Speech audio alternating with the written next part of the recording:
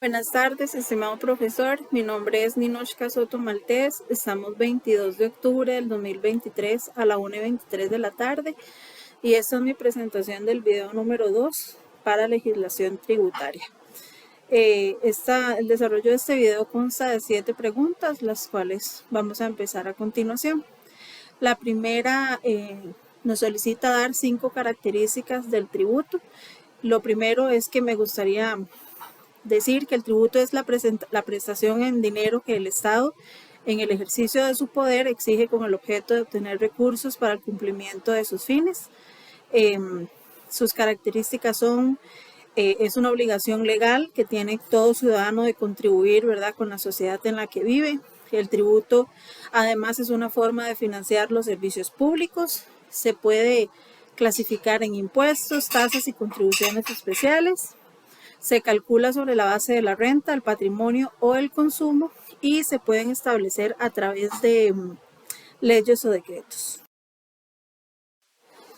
La pregunta número 2 era dar 3 diferencias entre el impuesto y las contribuciones especiales.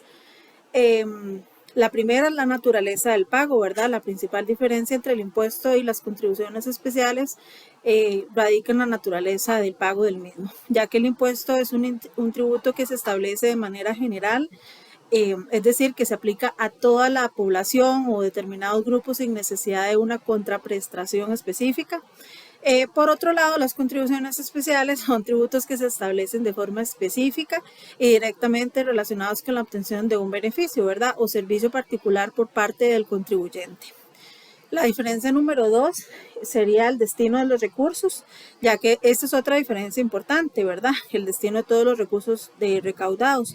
En el caso de los impuestos, los fondos se destinan al financiamiento de los gastos públicos y la provisión de servicios generales del Estado. Puede ser así como servicios públicos, salud, la seguridad, entre otros. En cambio, las contribuciones especiales se destinan a financiar los proyectos o servicios específicos que beneficien a los contribuyentes que estén sujetos a dichas contribuciones.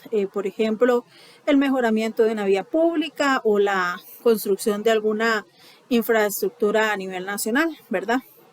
Y la tercera diferencia sería la base del cálculo, ya que la base del cálculo también puede variar entre el impuesto y las contribuciones especiales. En el impuesto, la base del cálculo se establece generalmente en función de los ingresos, el patrimonio o el consumo que vaya a dar el contribuyente. En cambio, en las contribuciones especiales, la base del cálculo se determina en relación con el beneficio o la ventaja que obtiene el contribuyente como resultado de la obra o el servicio específico, ¿verdad?, financiado con estas contribuciones que estamos comentando.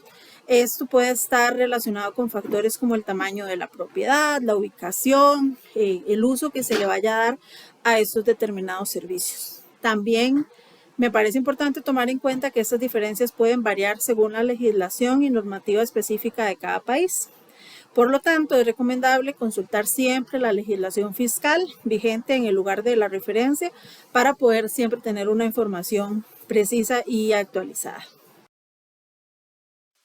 La pregunta número 3 me solicita la definición de precio público y dar 3 diferencias con las tasas. El precio público es la obligación que nace de un contrato no por ley y nace de manera voluntaria. Por ejemplo, son los servicios de agua, eléctricos y telefónicos. Se debe tener claro que el precio público no es un tributo. ¿Cuál es la diferencia entre el precio público y las tasas? Es que el primero no es un tributo, en cambio las tasas sí lo son, ¿verdad? El precio público es algo voluntario, en cambio las tasas son inherentes al Estado.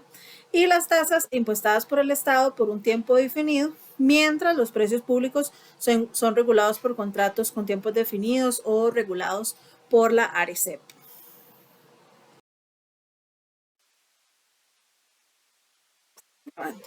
La pregunta número 4 es ¿cuál es la obligación tributaria principal y para qué sirven las obligaciones tributarias accesorias? Primero, decir que la obligación tributaria principal es el pago del tributo. Este pago se entiende como el cumplimiento de una obligación, la llamada, podríamos venir llamando obligación tributaria, que su objetivo es el ingreso de la deuda tributaria por parte del sujeto para solventar así los gastos públicos, ¿verdad? Las obligaciones accesorias dependen de la obligación principal y existen dos tipos: las obligaciones accesorias de índole patrimonial y obligaciones tendentes a cumplir con deberes formales, ¿verdad?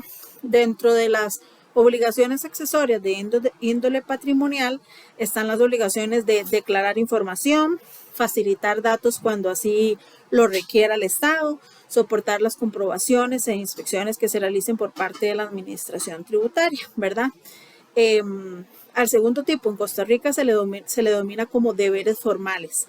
El primer deber formal que tiene un contribuyente es el deber de inscribirse sobre la actividad lucrativa que va a realizar, el domicilio del lugar donde lo va a realizar, así como el tipo de figura que va a asumir, ¿verdad? Como por ejemplo, si realiza su actividad como persona física o jurídica, ¿verdad? La quinta pregunta era, para efectos del administrado, ¿para qué sirven los deberes formales? Bueno, para determinar correctamente la carga tributaria mediante elementos precisos. La sexta pregunta es, ¿en cuál categoría clasificaría las cuotas de la seguridad social de la Caja Costarricense del Seguro Social? Bueno, las cuotas de la seguridad social de la Caja se clasificarían dentro de las contribuciones sociales o cotizaciones sociales. Estas contribuciones se establecen con el objetivo de financiar los diferentes programas y servicios de seguridad social, como la atención médica, los seguros de enfermedad, invalidez, maternidad, vejez, entre otros. Las contribuciones sociales, en el caso de la Caja, son obligatorias para los empleadores y los trabajadores y su monto se calcula en base a un porcentaje del salario o ingreso devengado, ¿verdad? Me parece que ahorita el porcentaje está en 10.13, si no me equivoco. Estas cuotas se destinan al sostenimiento y financiamiento de la seguridad social con el fin de garantizar la protección social y el acceso además a los servicios de salud, ¿verdad? Y prestaciones en caso de necesidad. Esto es una obligación tanto del patrono como retener a sus colaboradores, así como el colaborador de entender que es un deber de su patrón. Es importante tener en cuenta que las contribuciones sociales de la seguridad social son diferentes de los impuestos, ¿verdad? Ya que esos impuestos se destinan, ya habíamos visto, a la financiación de programas y beneficios sociales y su pago está vinculado directamente a la relación laboral o actividad económica de los contribuyentes, ¿verdad? Si su salario sobrepasa cierto monto y a usted le quitan impuesto de renta, esto no tiene absolutamente nada que ver con los pagos de la seguridad social de la Caja, pero también son obligatorios.